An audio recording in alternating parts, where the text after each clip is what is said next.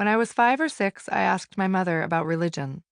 I had become curious about the churches in our town, around which on the weekends clustered well-heeled, sandy-haired congregants clad in taupes and écrus.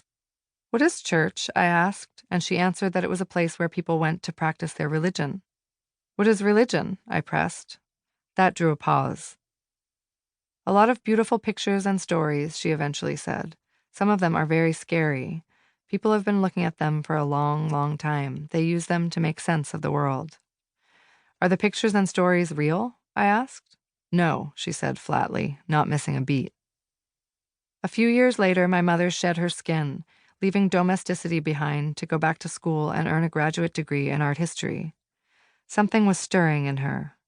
Months earlier, she'd torn an image of a David Hockney swimming pool, monochromatic blue, more cornflower than aqua, from an art magazine and stuck it with a magnet to the fridge beneath some words she'd cut from an advertisement in the newspaper.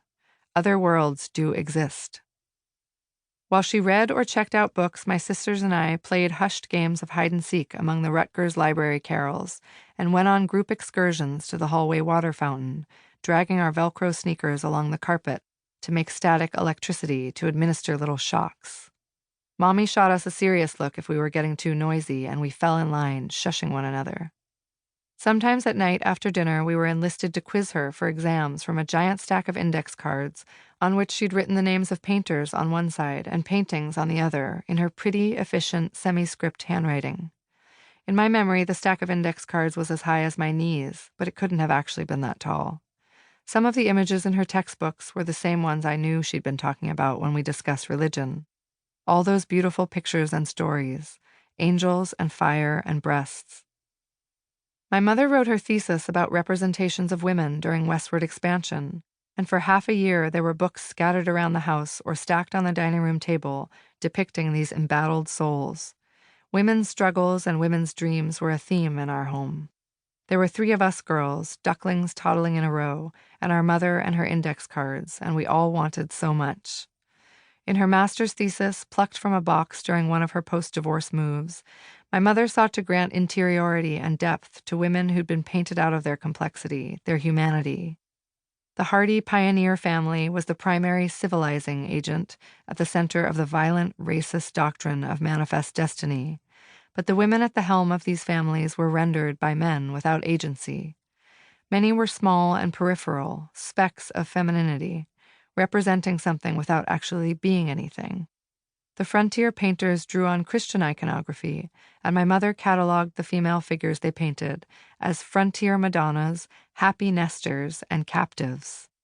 Then she used the accounts in pioneer women's diaries to demonstrate how rich and how difficult their experiences actually were. To their blurred faces and wind-swept skirts, she added the details of their exhaustion, determination, fear, and hope. She asserted that they had as much expertise as their intrepid hunter husbands, who, along with their horses, were always depicted in action, upright, dynamic, and strong. It was an admirable act of recuperation. I grew up believing there is always more to the story. I was primed to be interested in women's history, and particularly in the spaces where it seemed there ought to be a women's history, yet there was nothing. I suppose I was trained by my mother to remember that other worlds exist, to always look at the woman frozen in the window and wonder what her life was like. I grew up in love with women's stories, with the ways their labor made itself visible everywhere, even when men would prefer to pretend that it wasn't the scaffolding of their very existence. I was especially taken with their anger. At 13, my friends and I became riot girls. We were hormonal, stewing in new bodily shames, processing the experiences of sexual assault we'd already had by the handful. We embarked on an ambitious regimen of at-home piercing, bleaching, head shaving. I was reading nightly from a hardbound secondhand copy of Sisterhood is Powerful and having my mind blown.